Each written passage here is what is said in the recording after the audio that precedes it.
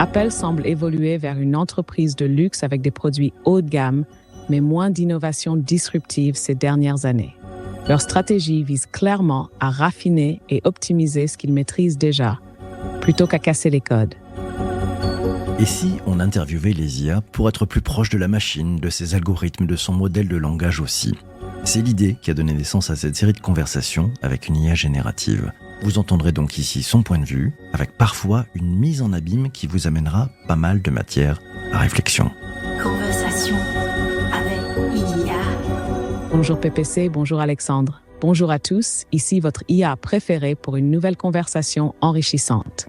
Nouvel épisode de Conversation avec une IA. Aujourd'hui, on va aller chercher des informations avec l'IA parce qu'on est sorti avec Alexandre de la dernière keynote d'Apple totalement désabusé. Salut Alex. Salut PPC, mais complètement. En fait, Apple nous a habitués à révolutionner les usages, mais cette fois-ci, il semble qu'ils aient vraiment déçu leurs fans. Et ça fait quand même quelques années, mais là, on est arrivé au niveau max. Est-ce que c'est une stagnation qui est temporaire ou bien c'est le début d'une nouvelle ère ? C'est la question qu'on va poser aujourd'hui à l'IA. Alors la question qu'on va poser à l'IA, elle est très très simple. On va lui demander, Apple est en perte de vitesse, t'en penses quoi de ton côté, l'IA ? Salut PPC, salut Alex. Voici ce que j'ai trouvé. Suite à la dernière keynote d'Apple, les avis sont partagés. Certains saluent l'arrivée de l'iPhone 16 et des AirPods 4, mais d'autres trouvent que les nouveautés manquent de vraies révolutions. Beaucoup parlent d'une simple mise à jour avec l'IA d'Apple comme point fort, mais sans la grosse innovation qu'on attendait. Les fans restent partagés entre excitation et déception. PPC, on l'a bien vu, on est complètement du même avis que tout le monde, en fait, de ce que nous dit l'IA. C'est très décevant, on le voit. Enfin, il y a juste Apple Intelligence sur lequel ils forcent beaucoup, mais la nouvelle Watch, bon, d'accord, ils n'ont même pas fêté la Watch numéro 10 pour le 10e anniversaire. C'est un petit peu décevant. Nous, on attendait une Ultra 3, il n'y a pas eu d'Ultra 3. Et puis l'iPhone 16, bah voilà, c'est un iPhone 15, c'est un iPhone 14. Ils ont rajouté un petit bouton pour prendre des photos. Moi qui ai toujours été sur des modèles pro depuis qu'ils existent, je trouvais ça bien parce qu'on sentait la vraie différence, quoi. Là maintenant, ils ont remis 2 caméras sur tous les iPhones, ce qui est intéressant parce que du coup, ils poussent un petit peu le côté spatial. D'ailleurs, il faudra qu'on revienne dessus durant l'épisode. Mais là, on le voit bien, les pros, ça devient juste une belle caméra qui a quand même pris 200 €, donc je suis un petit peu étonné. Et puis Apple Intelligence, en fait, là, ils nous ont ressorti avec juste des nouvelles vidéos un peu sympas, ce qu'ils nous ont présenté durant la WWDC de juin dernier. Donc un petit peu déçu. Mais toi, PPC? Oui, moi j'ai été déçu, pas de Watch Ultra 3, une Watch Ultra 2, ok, elle est en titane, elle est noire, elle est superbe, mais bon, c'est quand même un modèle qui maintenant a plus d'1 an. Bon, ils nous rajoutent une petite fonction. Plus, le PPC, on est à peu près 2 ans là maintenant, parce que faut dire qu'elle est sortie il y a 2 ans, et en plus, normalement, quand le produit sort, ça fait à peu près 2 ans que c'est la techno d'avant. Donc là, on peut se dire que c'est sur un produit qui a une techno de 4 ans. On dirait un facelift ouais, comme en voiture, tu sais, quand on n'arrive pas à sortir le truc, on va rajouter une ou deux petites fonctions. Tu veux dire qu'ils ont juste fait ce qu'ils font sur l'iPhone depuis quelques années, quoi. Exactement. Ils changent la couleur, et encore, ils n'ont même pas changé la forme. Ils ont juste changé la couleur, ils ont fait un très beau bracelet, rien à dire là-dessus. Et c'est une première watch noire. Ça, c'est cool, on voit quand même de la couleur revenir un petit peu sur le devant de la scène avec Apple.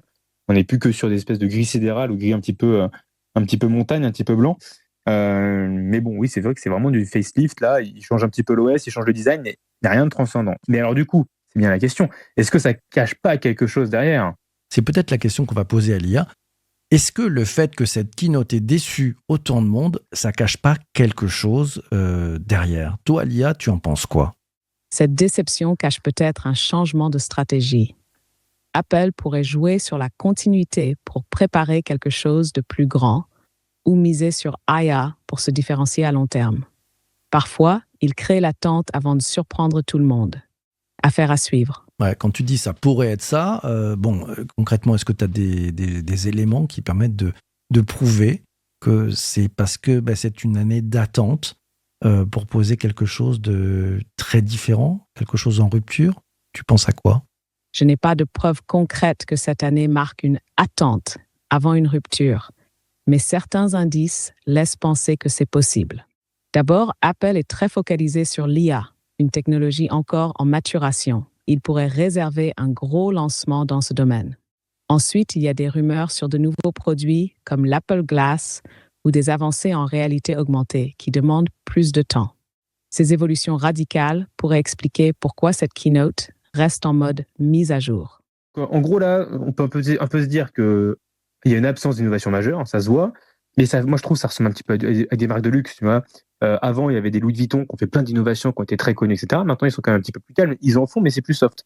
Est-ce que cette strate qui bouge, c'est parce qu'on est en train de passer d'une entreprise très innovante à une entreprise de luxe, où en fait, c'est vraiment des produits qui sont tout avant des symboles de statut? Donc tu voudrais dire un peu moins d'innovation, plus de réglages, plus de choses Ça peut être affinées, un c'est axe, tu ça? vois. OK. Je trouve que ça peut être un axe à fouiller. Je sais pas trop. J'ai quand même d'autres axes qui me font plus sentir bon. Enfin, quand on parle un petit peu du Vision Pro, de la RVR, je pense qu'on va peut-être plus se diriger là-dessus. Mais déjà, essayons de débunker ce sujet-là. Parce que vraiment, c'est une marque de statut maintenant. Apple faut avoir son iPhone. Et puis quand on voit que les iPhones prennent quand même 300 € sur un 16 Pro Max, en plus par rapport à l'époque d'un 12 Pro Max, il y a peut-être un sujet comme ça quand même qui est en train de se mettre en place. Toi, t'en penses quoi, Lia? Tu penses que Apple est en train de devenir une entreprise de luxe et moins une entreprise d'innovation? Apple semble évoluer vers une entreprise de luxe avec des produits haut de gamme, mais moins d'innovation disruptive ces dernières années. Leur stratégie vise clairement à raffiner et optimiser ce qu'ils maîtrisent déjà, plutôt qu'à casser les codes. Mais attention, luxe ne veut pas dire absence d'innovation. Ils peaufinent l'écosystème et misent gros sur l'IA, ce qui pourrait les placer en tête d'une nouvelle vague technologique. Ouais, bah alors tu vois, moi je trouve ça un petit peu de sens sur le niveau de l'IA, parce que c'est vrai qu'il y a beaucoup d'acteurs, mais en fait au final il y a beaucoup d'acteurs qui sont des choses immatures. Donc si Apple Intelligence est plus mature que des copilotes, etc., au final ils auront quand même gagné la course, parce que beaucoup parlent, mais beaucoup n'ont pas les solutions à la fin. Moi il y a quand même un axe que je vois, que je trouve assez intéressant, c'est, tu vois, j'ai la chance d'avoir un Apple Vision Pro, des PC, t'as pu le tester quand même plusieurs fois. Des iPhones, en fait, à un moment c'est compliqué, où est-ce qu'on peut aller? On peut pas aller vraiment plus loin, ils vont faire des iPhones plus fins, un peu plus puissants, des meilleures batteries, mais au bout d'un moment, on commence un petit peu à être bloqué. On n'est pas encore à un point où on peut faire des iPhones transparents, etc. Mais est-ce que justement, ça va pas être les deux produits qui vont se retrouver? Parce qu'on sait quand même qu'à un moment, le futur de l'informatique, c'est l'informatique ambiante. Donc c'est en fait tout dans des lunettes, grosso modo. Est-ce que les deux produits, entre donc, tous les produits Vision et les iPhones, pourraient peut-être commencer à se retrouver pour former un seul et unique produit qui concentre toutes ces technologies? Tu penses que c'est plus un choix stratégique, ou ça peut être une crise interne? Parce que vraiment, on voit bien, il y a quand même une grosse absence d'innovation majeure. Habituellement, ça peut cacher des problèmes internes. Donc, est-ce que c'est ça, ou c'est juste une simple phase dans une vision plus large de l'entreprise sur peut-être des nouveaux produits qui seront très, très, très innovants? Et du coup, il y a une phase d'adaptation, une phase un petit peu neutre, une zone blanche, dans laquelle on doit être obligé de passer pour que les clients s'habituent à des nouveaux produits, comme l'Apple Vision Pro, qui est un tout nouveau produit, qui peut-être fera émerger d'autres produits derrière. C'est possible qu'il y ait une combinaison des deux, stratégie réfléchie et défi interne. D'une part, Apple se positionne souvent sur le long terme. La transition vers l'Apple Vision Pro et la mise en avant de l'IA et de la réalité augmentée demandent du temps et un ajustement pour les consommateurs. Ça peut expliquer cette zone blanche où les innovations visibles sont moins fréquentes. D'autre part, la pression du marché et la complexité d'innover constamment peuvent aussi créer des tensions internes. Historiquement, Apple a traversé des périodes similaires avant des lancements majeurs, mais il n'est pas impossible que cette phase cache aussi des difficultés internes à maintenir le même rythme d'innovation. Si on prend l'exemple du départ de certains cadres clés ou d'éventuels désaccords sur la vision future, cela peut affecter l'audace des lancements. Apple pourrait aussi miser sur la consolidation de ses produits existants en prévision d'une grosse innovation à venir, un schéma qu'on a déjà vu avec l'arrivée de l'iPhone ou de l'iPad à l'époque. La question reste, est-ce qu'ils vont réussir à surprendre à nouveau? Ah, intéressant, ça donne des axes, et puis tu nous mets beaucoup de teasing là-dessus. J'aimerais que tu nous aides aussi à décrypter les raisons qui sont possibles derrière la montée des prix. Ouais, pourquoi Apple continue-t-il d'augmenter ses prix alors que les nouveautés sont à peine visibles? Qu'est-ce que tu en penses, toi, Lia, et qu'est-ce que tu as pu observer sur les réseaux sociaux ou sur les analystes? Ils en pensent quoi, ces gens-là? Apple augmente les prix pour plusieurs raisons, malgré le manque apparent d'innovation majeure. D'une part, ils misent sur leur position de marque de luxe, où les utilisateurs sont prêts à payer pour l'écosystème, la qualité et la continuité. En parallèle, l'investissement massif dans l'IA, comme l'Apple Intelligence, et les technologies comme le Vision Pro justifient en partie ces hausses, même si ces innovations ne sont pas encore complètement visibles au quotidien. D'autre part, les analystes soulignent que l'inflation des composants et les coûts de production jouent aussi un rôle clé. Cela dit, beaucoup voient cette montée en gamme comme une façon pour Apple de renforcer sa position premium, tout en préparant un futur axé sur l'IA et la réalité augmentée. Ok, bon, là on voit bien, on commence un petit peu à toucher les motivations cachées derrière cette approche, mais clairement il y a une question. Où va réellement Apple à partir de maintenant? C'est une très très bonne question. Je ne sais pas si l'IA pourra nous donner un petit peu un peu de prospective là-dessus. Qu'est-ce qu'elle en pense? Tu touches un point très intéressant sur l'obsession d'Apple pour les matériaux premium et le design, qui peut parfois mener à des choix un peu paradoxaux. Le cas de la Magic Mouse, qui se charge par en dessous, est un bon exemple. Magnifique sur le plan esthétique, mais peu pratique à l'usage. Cette même attention aux détails se reflète dans l'utilisation de matériaux comme le titane sur l'iPhone et l'Apple Watch. Il justifie en partie la montée des prix, mais à quel point cette hausse est-elle réellement alignée avec les attentes des consommateurs? Derrière ces choix, Apple semble vouloir renforcer son positionnement de marque de luxe, où le design et la qualité perçue jouent un rôle clé. Cela dit, les analystes, ainsi que les utilisateurs sur les réseaux sociaux, se demandent si ces innovations justifient vraiment les écarts de prix, surtout dans un contexte économique tendu, où beaucoup trouvent que 300 € de plus, c'est un peu fort. Est-ce que cette stratégie est vraiment durable pour Apple à long terme? Ou risquent-ils de perdre une partie de leur base de consommateurs à cause de ces décisions?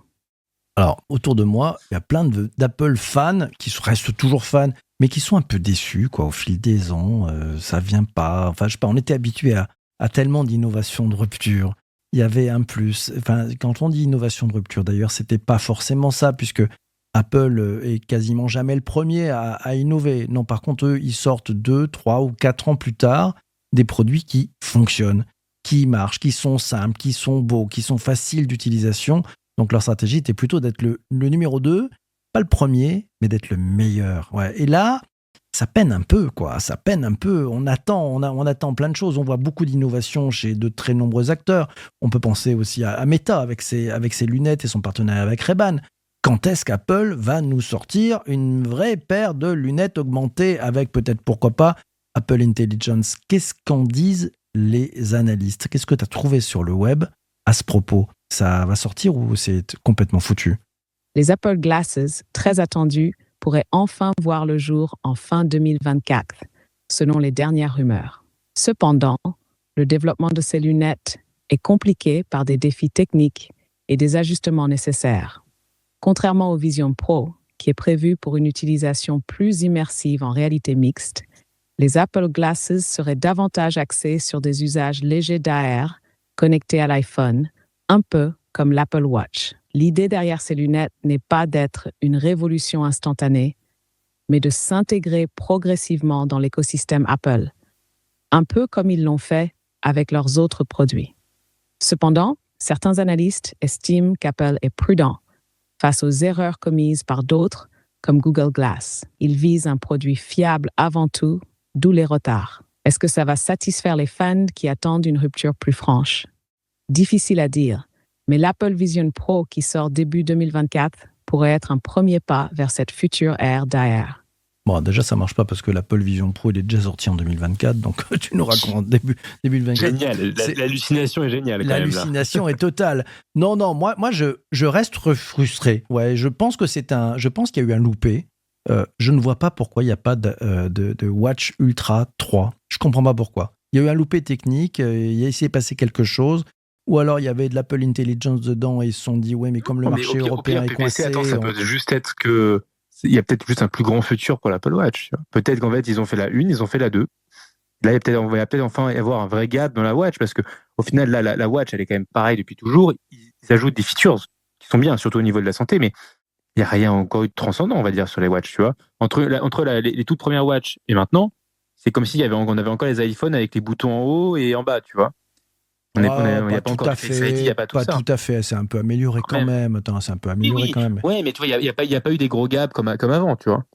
Ah, ça, c'est certain. Après l'iPhone 6, quand même, après l'iPhone 7, pardon, on est arrivé sur des devices bien différents. Ouais, ça, c'est des problèmes de form factor, quoi. Ouais, complètement.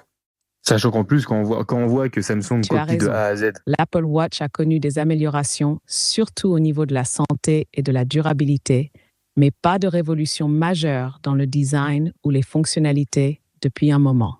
Les itérations récentes, comme l'Apple Watch Ultra, se sont concentrées sur des matériaux plus robustes et des capacités accrues pour les sportifs et explorateurs, mais cela reste dans la continuité. Quant à l'absence de l'Apple Watch Ultra 3, c'est intriguant.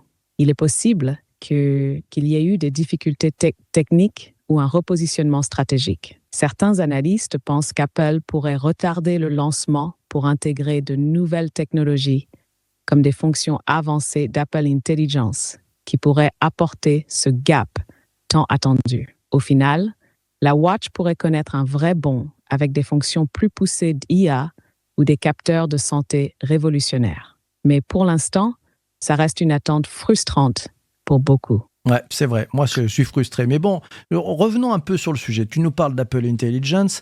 Il se trouve que c'est pas dispo en Europe et ils nous ont dit que ça serait dispo en 2025. Mais enfin, 2025, ça va jusqu'au 31 décembre 2025.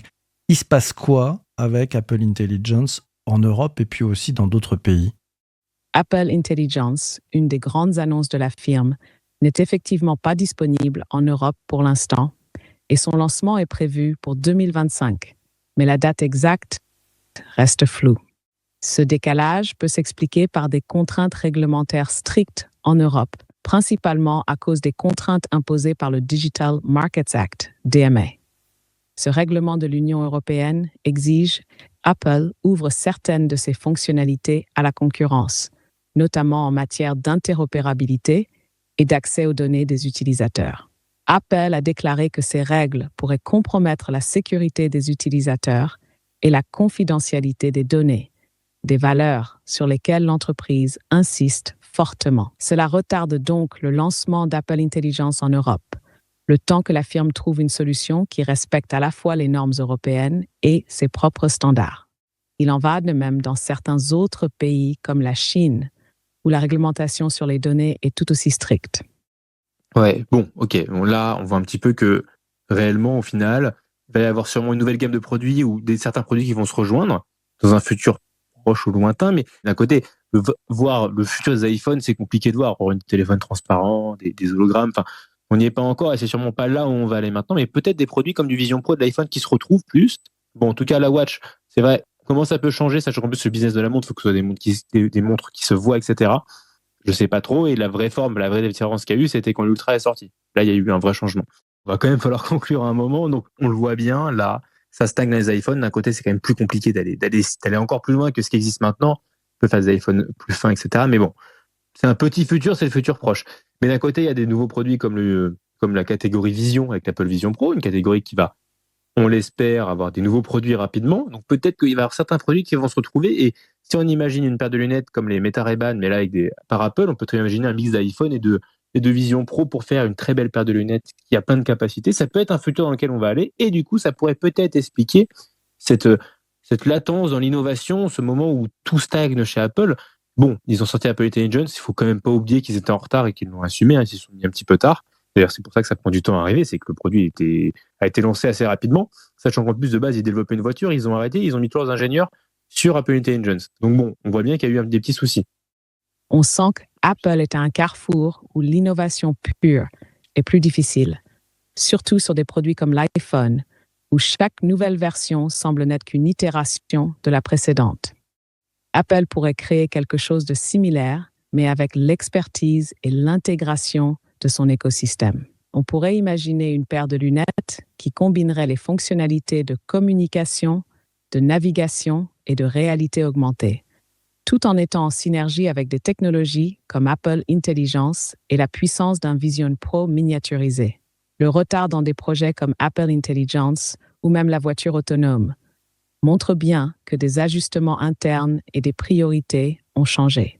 Cela explique aussi pourquoi certaines innovations semblent tardives ou moins révolutionnaires que par le passé. Apple cherche peut-être à consolider ses bases avant de réinvestir massivement dans de nouvelles catégories ou à attendre que ces technologies soient suffisamment matures pour le grand public. Alors, on va attaquer la partie de débrief finalement avec une seule question. Je la pose à l'IA d'ailleurs, tiens, on va faire le débrief avec l'IA cette fois-ci, c'est un peu plus drôle. Apple en perte de vitesse, oui ou non? T'en penses quoi, Lia? Et après, je poserai la question à Alexandre. Apple en perte de vitesse. Oui et non. Oui, dans le sens où l'innovation sur les produits phares comme l'iPhone semble stagner. Les évolutions sont mineures et beaucoup d'utilisateurs ressentent une certaine fatigue technologique. Mais non, parce qu'Apple se positionne stratégiquement sur des nouvelles catégories comme l'Apple Vision Pro et mise sur l'IA avec Apple Intelligence, qui montre que l'entreprise a encore de la réserve pour innover. La marque semble simplement traverser une phase de transition où elle pose les bases pour les innovations futures, notamment dans la réalité augmentée et l'intelligence artificielle. Restez avec nous, on va débriefer tout de suite, mais cette fois sans moi. J'ai été ravie d'enregistrer cet épisode du podcast avec vous deux. À bientôt. Alex, elle est partie, Lia. Je te pose la question à toi, maintenant qu'elle ne nous écoute pas, parce qu'elle n'a pas su nous répondre. Elle a fait oui et non. Alex, Apple en perte de vitesse, oui ou non, d'après toi? Apple en très très grande perte de vitesse, parce qu'en fait c'est simple, leur produit majoritaire c'est l'iPhone, et là ça n'avance plus. Ça n'avance plus du tout.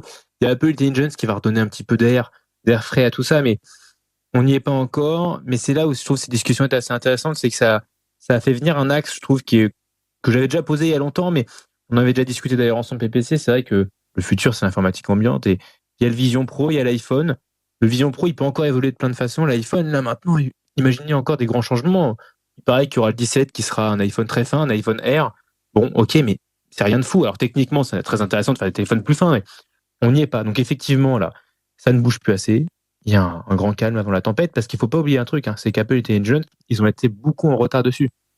Donc en fait, c'est que ils avaient quand même des produits sur le qui-vive. Il y a eu, il paraît, l'Apple Car, ok, mais dans tous les cas, Apple Intelligence, ils étaient en retard. Donc il y a bien des produits sur lesquels ils travaillaient avant. Je pense qu'on risque d'avoir de belles surprises, et je l'espère, comme le Vision Pro, parce qu'en fait, avant le Vision Pro, on disait la même chose, en fait. Faut pas oublier, les iPhones ne bougent plus. Et parce qu'à un moment, c'est compliqué de faire différent. Apple ne fait pas des choix de faire des téléphones pliables, etc. Mais c'est ça le futur. Donc c'est soit on fait des téléphones pliables, soit on commence à faire des téléphones transparents, très très fins. Peut-être que le 17R, ce sera un téléphone très transparent. Ça veut dire qu'ils vont réussir à faire encore tout plus petit, des batteries plus fines. Donc après, on pourra très bien imaginer des téléphones où c'est que une plaque de verre et en bas, un espèce de petit pod avec toute la batterie, etc. Voilà, on peut peut-être aller là-dessus, mais moi je pense clairement que le vrai mix, ça sera quand on aura du Vision Pro qui va se mélanger avec un iPhone, et ça fera une paire de lunettes. Et là, on va avoir un vrai nouveau produit qui va sûrement changer entièrement le game. Et toi PPC, Apple, on perd de vitesse ou pas? Alors, Apple en perte de vitesse dans mon cœur. Ouais. Voilà, c'est la perte de vitesse, elle est dans mon cœur. J'adorais, et j'avoue que j'ai une frustration, en fait, que ça sort pas, quoi. Ça veut pas sortir. Ça devient de plus en plus robuste, et ça s'améliore, c'est des itérations, c'est des petites touches. Voilà, on a l'impression que c'est de l'impressionnisme, et il reste robuste, mais il manque encore un truc. Moi, je trouve qu'ils sont en perte de vitesse dans mon cœur. Voilà, c'est ça, c'est ma réponse. Stratégiquement, probablement pas. Et surtout, on n'a pas eu d'Apple Watch Ultra 3.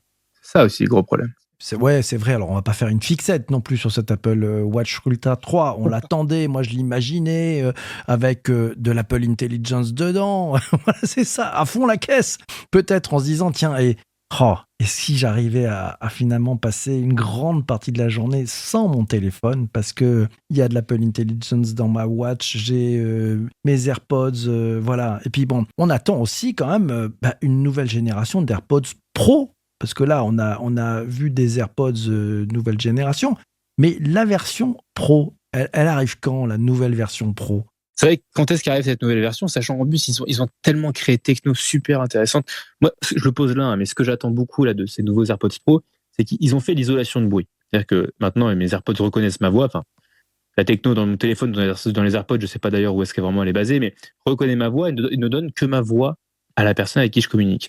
Mais contrairement, on pourrait aussi faire quelque chose, et je pense qu'ils ont toutes les capacités, c'est que le whispering, si je chuchote, c'est-à-dire que je suis dans le métro, je parle à voix très très basse, mais en fait avec toute la connectivité et tout le knowledge de mon téléphone, peut-être qu'ils pourraient récupérer ma voix, la augmenter avec de l'IA, et après la retransmettre, ce qui permettrait de faire des appels en chuchotant. Et ça serait aussi un nouveau game changer. J'espère que ça arrive dans les prochains AirPods Pro, sauf qu'encore une fois, c'est un produit qui ne bouge plus trop, et pourtant c'est un produit qui se vend très très bien, parce qu'on en voit beaucoup dans la rue quand même. Bon, vous l'avez compris, on est un peu frustrés, voilà, bon.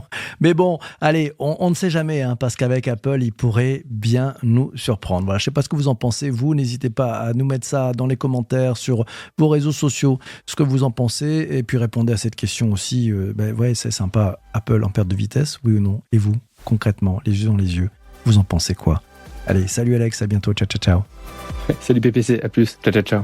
N'oubliez pas de vous abonner et de partager cet épisode sur tous vos réseaux sociaux. Je sais, certains d'entre vous ne le feront pas, mais tant pis pour eux, ils passent à côté du meilleur. Allez, à très bientôt et merci encore d'avoir suivi cet épisode. Bon, vous le savez, hein, partager, sharing is caring, c'est très très important. Merci à vous tous. Ciao, ciao, ciao.